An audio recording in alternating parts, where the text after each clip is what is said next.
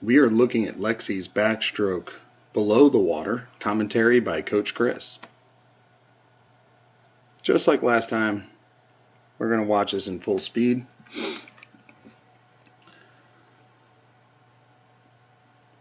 Got a really nice tempo to your stroke. And again, that kick is about as good as anyone's in the group. I really like it. Your hips aren't over rotating. There's that kick out. There's that breakout. Really solid on the breakout.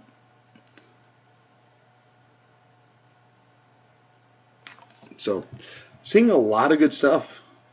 Just seeing a lot of good stuff, Lexi, on this backstroke. Okay, we're going to slow it down and nitpick a few things. But you need to keep doing what you're doing because this backstroke is all the fundamentals you want at the age you're at are present in your stroke. We can just tweak a few things to help you get more out of them. But as you get bigger and stronger, as you get older, a lot of this stuff is really going to help you swim fast. So let's get this thing going in a little bit of a slow motion so we can kind of see what we're doing.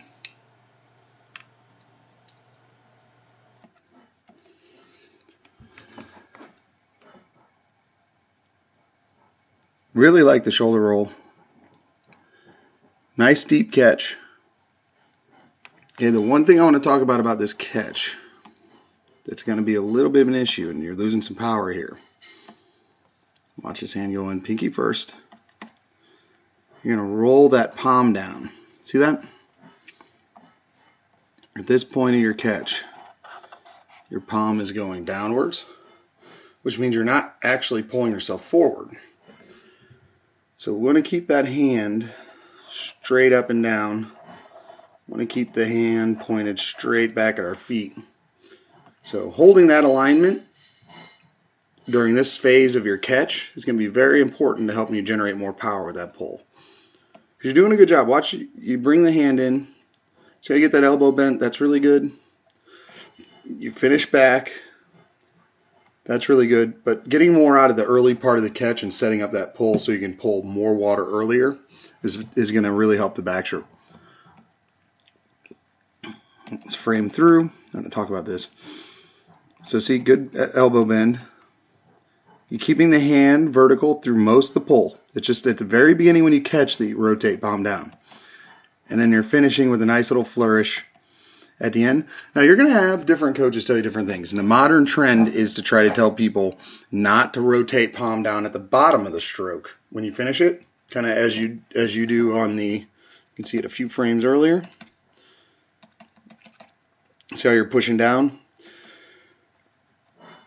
I think there's like a split amongst the top coaches what you should do.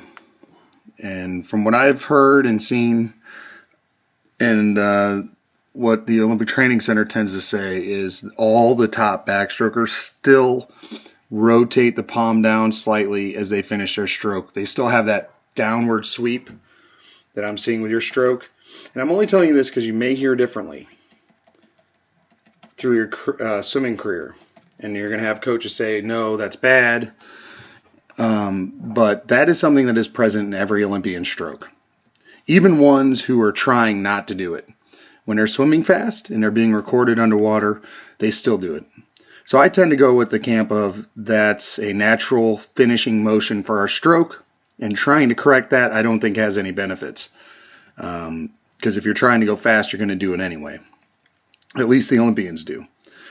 So I would say if you hear both things, listen to your coach, try it out. But if you're still doing this finish when you're going fast, if you're still pushing somewhat downward and rolling that palm down, I think that's a natural part of the backstroke pull motion, and it's nothing really to worry about. And you've got so much good stuff going on with your stroke, I wouldn't worry about it anyway. So yeah, really, really solid pull. Anchoring really well. See that flourish right there at the end? That's nothing wrong with that.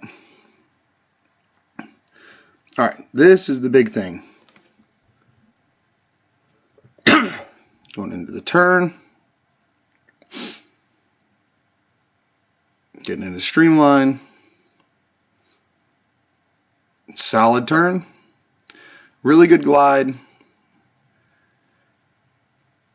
And what I would say is, as good as your kick out is, and I'm nitpicking here because it is really good, try and get a little more still with this upper body.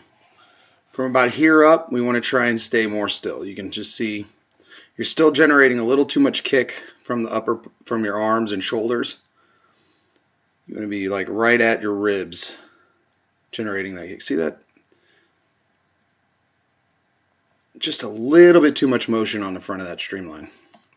Okay, and we need to be a little more patient too with the breakout, because you've got a good breakout. You're staying horizontal, which we've talked about and we worked on a lot last year.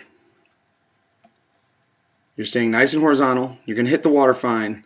You're already separating and losing your streamline, and we've got a foot of water between our body and the surface. So this streamline should stay together. Don't take that pull yet. Let yourself get a little bit closer to the surface till we actually take this stroke. See how that hand's kind of behind you a little too much? Just a little bit. Yeah, see how it's like back behind your back? It's because you just anchored it a little too deep. So you're not going to be in a very powerful position for that breakout pull. So just be a little more patient. Let yourself get a little closer to the surface. And the other thing I would say is, see, you're still doing the dolphin kick up to the breakout stroke. Take out this last dolphin kick. This one right here. And you should swap the flutter kick while you're still underwater.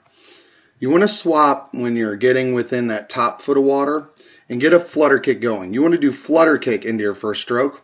See how we pause? There's no kick now. So you're just pulling yourself, and then by your third stroke your kick's going. So big thing on the breakout, get the flutter kick going in place of the last dolphin kick, so that you're flutter kicking yourself into that breakout, and so that you're pushing yourself forward with the feet and the hands. Because right now you take that last dolphin kick, you drag yourself with your hands into the first stroke, and then 3 strokes in the kick is finally up to speed and going. Get that flutter kick going underwater at the end of the streamline right before you start the breakout stroke. So, excellent job. I like a lot of what I see in your stroke, Lexi. What you're doing with your backstroke is a lot of the stuff we're working on. Shoulder roll, really, really good.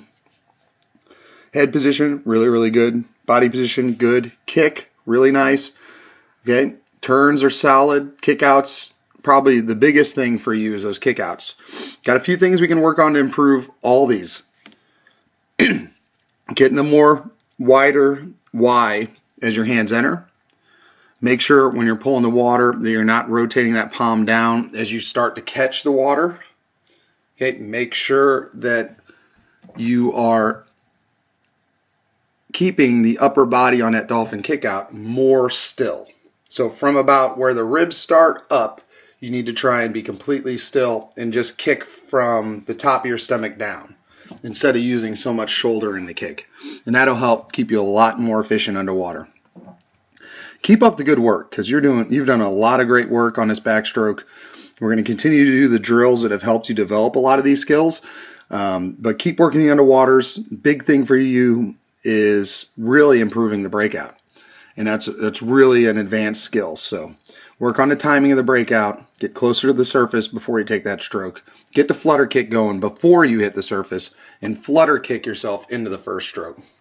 You add that stuff and you're going to have a really effective backstroke. All right, Lexi. See you at practice tonight.